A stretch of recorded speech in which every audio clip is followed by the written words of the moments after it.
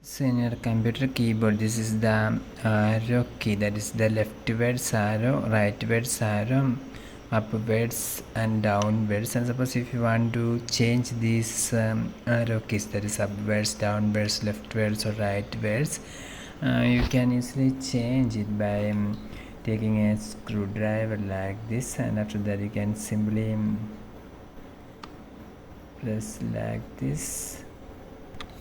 So you can easily do like this, simply press like this and you can release. Suppose if you want to change this leftwards arrow also, you can do the same procedure, or you can remove this upwards arrow or downwards arrows also like this, and you can easily replace by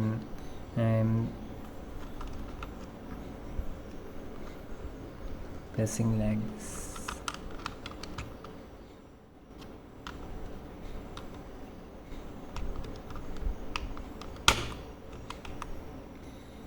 So if this video helps you for more videos like this, you can subscribe and stay within the lesson online. Thank you.